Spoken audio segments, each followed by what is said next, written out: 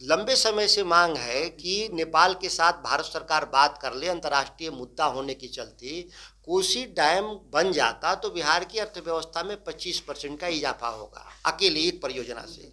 तो इन बैठकों में एजेंडा होना चाहिए और उसको भारत सरकार कैसे उसको पूरा करेगी ये कभी चर्चा का विषय नहीं हुआ। सबकी बैठक होने जा रही है 10 तारीख को, अमित शाह आ रहे हैं यहाँ। क्या लगता है बिहार को क्या कुछ फायदा कल मिलेगा? यह बिहार के लिए तो बैठक है भी नहीं, इसलिए फायदे का सवाल कोई अलग से नहीं माना जाना चाहिए। यह क्षेत्रीय परिषदों की जो भूमिका थी, जिन उद्देश्यों से भारत के संविधान में इसकी व्यवस्था की गई थी कि जो क्षेत्रीय असंतुलन होगा विकास को लेकर के या स्वास्थ्य को लेकर, शिक्षा को लेकर के, सड़कों को लेकर, सिंचाई को लेकर, वह असंतुलन भारत सरकार दूर करेगी क्षेत्रीय परिषदों की बैठक में। पिछले 10 सालों से अगर देखें मोदी जी की सरकार, तो क्षेत्रीय परिषदों की भूमिका को इन लोगों ने समेट दिया। बेहद ही सतही तरीके से इसको देखने का इन लोगों ने काम किया। केंद्रीय निवेश नहीं बढ़ने से पूर्वी भारत में, खासतौर से बिहार जैसे राज्य में लगातार हम पिछड़ते जा रहे हैं। जो सामाजिक और आर्थिक जनगणना हुआ उस आंकड़े में भी आप देखेंगे कि बिहार के 70% लोग 60 रुपये प्रतिदिन कम के दिहाड़ी पर जिंदा हैं, आमदनी पर जिंदा है। शिक्षा को देखें तो उसमें भी हम केवल 7% हमारे पास ग्रेजुएट हैं, राष्ट्रीय औसत 15 होना चाहिए। तो इन बैठकों में एजेंडा होना चाहिए और उसको भारत सरकार कैसे उसको पूरा करेगी ये कभी चर्चा का विषय नहीं हुआ।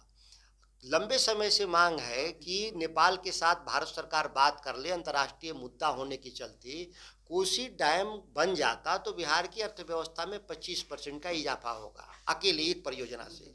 उसको राष्ट्रीय परियोजना माना जाना चाहिए।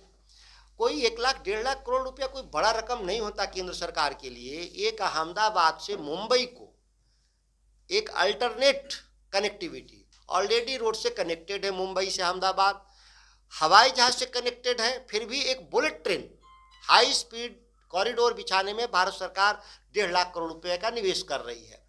तो चंद लोगों के लिए, जिसमें हमारे रोज प्रतिदिन वो 10,000 लोग यात्रा करेंगे, लोगों के लिए 1.5 लाख करोड़ खर्च कर रही है केंद्र सरकार। तो ये कोसी डैम पर अगर जरूरत हो 1 लाख करोड़ का भी, तो बिहार की आधी आबादी उससे लाभान्वित होगी। यह एजेंडा आज से पेंडिंग नहीं है। इसीलिए मुझे बहुत उम्मीद नहीं है कि अमित शाह जी के नेतृत्व में जो विकास के लिए जो बैठक होगा पूर्वी भारत के लिए, उससे कोई नई आशा जगेगी, ये मुझे उम्मीद नहीं है। अब जो है बिहार में नीतीश कुमार के नेतृत्व को लेकर अब आवाज उठ रही है कि इंडिया गठबंधन में नीतीश कुमार का चेहरा अगर होता तो कुछ फायदा होता। जो कांग्रेस के नेतृत्व में लड़े हैं, अगर उनका 1% भी वोट घटा होता कांग्रेस का, तब न प्रचंड बहुमत, किसी को हम लोग मानते कि प्रचंड बहुमत आ गया। कांग्रेस का तो वोट घटा नहीं, उनके विरोधियों के वोट को एकजुट बीजेपी ने कर लिया। वैसे ही कर्नाटक में भी बीजेपी के खिलाफ जो वोट थे विरोधियों के, कांग्रेस ने एकजुट करके हरा दिया। तो मैथमेटिकल कैलकुलेशन है। मैं उसको तब ना हार जीत में मानूं जब लोगों का जनमत बदल जाए। जनमत तो बदला नहीं, मैथमेटिकल कैलकुलेशन में कोई जीत गया, सत्ता में आ गया, तो इसको मैं बदलाव प्रचंड शब्द नहीं इस्तेमाल करना है, सत्ता में वो चले आए। इंडिया गठबंधन मजबूत है क्योंकि जो बैठक टली है, हेमंत सोरेन की बात कर लिया जाए, ममता बनर्जी की बात कर लिया जाए, मुख्यमंत्री नीतीश कुमार की बात कर लिया जाए, कोई भी बैठक तय कहाँ थी? सीधी बात कि 3 को रिजल्ट आया, 6 की चर्चा जो हुई वो बैठक तय ही नहीं था ना। और वो बैठक एक अनऑफिशियल, एक कैजुअल डिस्कशन के लिए, फॉर्मल डिस्कशन के लिए नहीं, वो तो हुई भी 6 तारीख को ना। 6 तारीख को दिल्ली में कैजुअल बैठक हुई। उस कैजुअल बैठक में तय करना था कि हमारा अगला बैठक कब हो, फॉर्मल बैठक।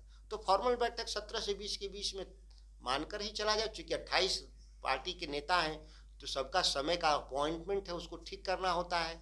हम लोग एक छोटे कार्यकर्ता हैं तो भी हम लोग अगले एक हफ्ते का कार्यक्रम तय है कि कहाँ जाना है। तो हमारे जो राष्ट्रीय नेता हैं और राज्यों के नेता हैं, वो सभी लोग वो 17 से 20 के बीच में तय करके बैठ जाएंगे।